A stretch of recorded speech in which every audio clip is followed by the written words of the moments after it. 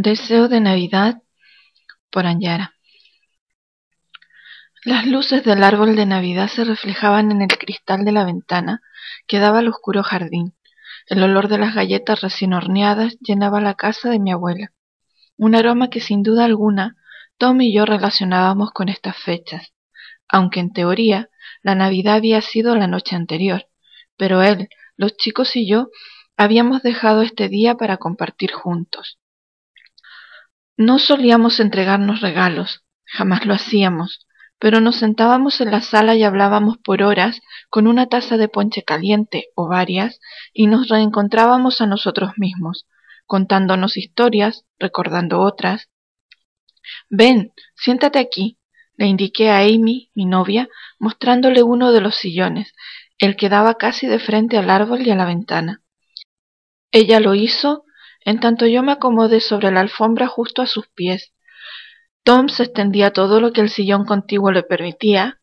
George y Liese, su novia, compartían el sofá más grande, relegando de ese modo a Gustav a una silla que había junto al árbol, una posición muy cómoda para él, ya que desde ahí alcanzaba los caramelos que mi abuela siempre colgaba del árbol.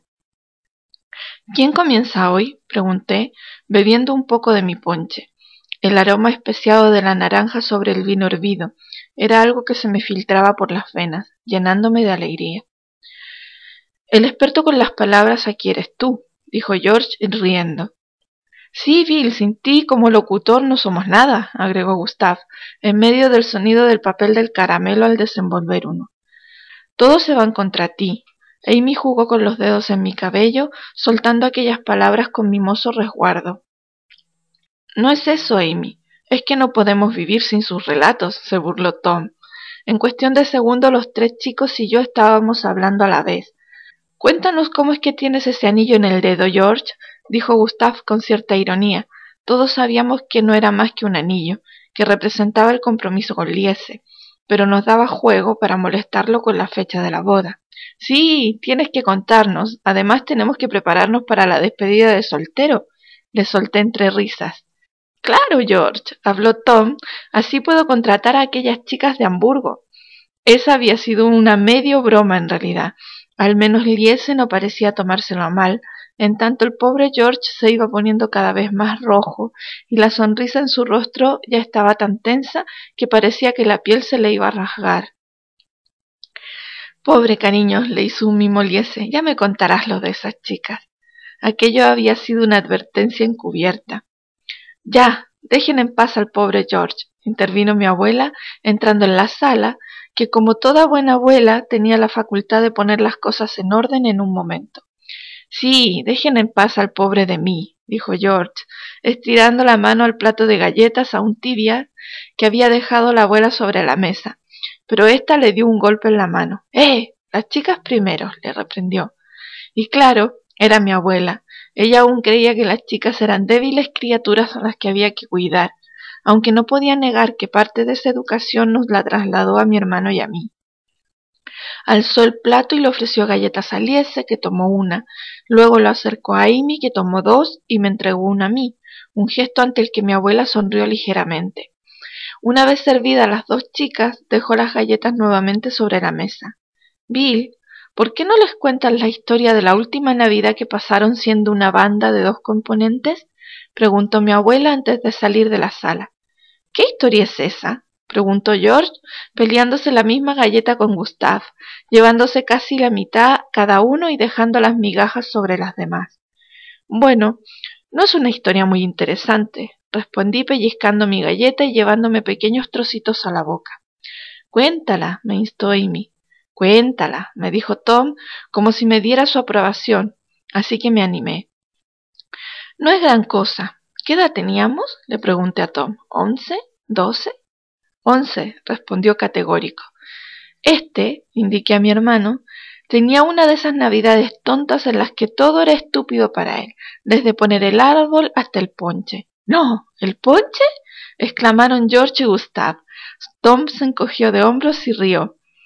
Ya saben cómo me gustan a mí estas fechas, continué, o al menos lo intenté, porque se escucharon sin excepción las voces de los presentes en un vociferado no. Reí para luego proseguir. Ese año estaba yo solo ayudando a la abuela con el árbol, mientras Tom ensayaba con la guitarra o pateaba piedras en el jardín, cualquier cosa con tal de que la abuela no le pidiera ayudar. Eso es verdad, se escuchó la voz de mi abuela desde la cocina. Nuevamente se escuchó una carcajada en la sala y yo continué relatando el modo en que esa Navidad nos había cambiado. Salí al jardín a buscar a Tom, que se congelaba bajo un abeto que tenía la abuela en la parte trasera. Estaba apoyado en el árbol y yo no sabía cómo no tenía la nariz entumecida con la helada que había caído. «Ven dentro», le reclamé, «no seas idiota». «¿Para qué?», se removió contra el tronco.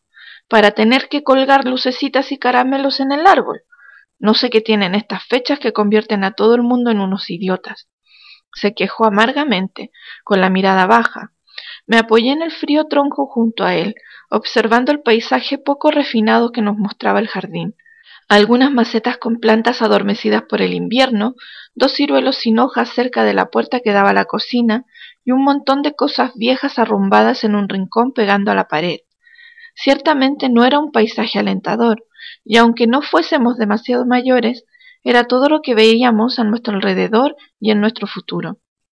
Tom compartía ese sentimiento conmigo, aunque claro, de los dos siempre he sido el más optimista. «Vamos a nuestra sala de música», lo invité. No es que ahí hiciese mucho más calor que aquí fuera, pero al menos se distraería un poco. «¿Y para qué?», se encogió de hombros. «Para ensayar canciones que no le interesan a nadie». «¡Ey! Que esas canciones las escribí yo», le reclamé algo ofendido. Entonces Tom rió, aunque no era ni la mitad de una de sus buenas sonrisas. «Quizás por eso no nos escucha nadie». «¡Mierda!», se quejó cuando mi pie fue a dar contra su pierna. «¿Serás? ¿Qué?», me sulfuré. «¿Te crees que solamente a ti te desilusionan las cosas?», le pregunté enfrentándolo. «Que no se te olvide que soy tu gemelo. No has vivido más cosas que yo». Volví a pegarme al tronco. Hemos pasado las mismas, y si no tenemos un poco de esperanza, nada bueno nos puede pasar. Tom se mofó. «Siempre tan soñador. ¿No me vas a salir ahora con que crees en San Nicolás?» «No», respondí algo tímido. «¿No? O quizás». Despegó la espalda del tronco y me miró como si no pudiera creer lo que yo le estaba diciendo. Lo miré fijamente. «No», confirmé, «no creo en San Nicolás, pero...» «¿Pero?» «Sí creo en la magia de la Navidad», me encogí de hombros. Tom volvió a apoyarse en el árbol. «La magia de la Navidad es un eslogan de multitienda», se quejó. También acepté sin decaer en mi opinión, pero ¿nunca te has preguntado si al desear algo mucho se puede cumplir? Quizás, pero ¿qué tiene eso que ver con la Navidad?, preguntó algo más receptivo. Que en Navidad las personas parecen más propensas a los buenos deseos. Sabía que era una conclusión un poco simple, pero no por ello tenía menos valor para mí. «Tonterías», afirmó. Observé la ventana por la que comenzaban a tintinear las luces del árbol que al parecer la abuela había terminado de decorar sola. Los verdes, amarillos, rojos y azules bailaban en una armoniosa e hipnótica danza. ¿Cómo me gustaban las luces de Navidad! «Tengo una idea», salté entonces poniéndome frente a Tom. «Tú siempre tienes una», respondió en el mismo tono quejumbroso que había aderezado toda nuestra conversación. «Voy a escribir un deseo. Lo guardaré en un sobre cerrado y lo pondré junto al árbol». Comencé a contarle, sin que me importara si quería o no escuchar mi idea. «Ya, ¿y?» «Lo dejaré ahí y no lo abriré hasta que lo que he escrito en él se cumpla», aseveré. Tom arrugó el ceño. «Esa es una idea muy estúpida». «Eso dices tú ahora, pero ¿y si se cumple?» «Las cosas no se cumplen porque las pongas en un papel. Papá y mamá firmaron que estarían juntos para siempre y eso no se cumplió». Tuve que tragar ante esas palabras. «Igual es que no lo deseaban realmente», defendí mi idea. Tom se quedó mirándome un momento. «Bueno», aceptó en tono cansino, «pero que conste», me advirtió, «cuando pasen 20 años y ese sobre cerrado no lo quiera nadie, tú te encargarás de tirarlo». «Hecho», extendí la mano hacia él. Tom escupió en la suya y estrechó la mía. Manías asquerosas de él. «Puah», acepté arrugando la nariz. «Vamos», me alentó, con renovado entusiasmo, mientras limpiaba al igual que yo su mano en la ropa. ¿No me dirás que ese sobre que está ahí es aquel?, preguntó George, indicando un sobre gris que había bajo el árbol. No, sonreí y miré a mi hermano. Ese es el deseo que Tom pidió esta Navidad. ¿Significa que se cumplió tu deseo de entonces?, preguntó Amy con ansiedad, buscando mi mirada desde el sillón. Sí, continuaba sonriendo.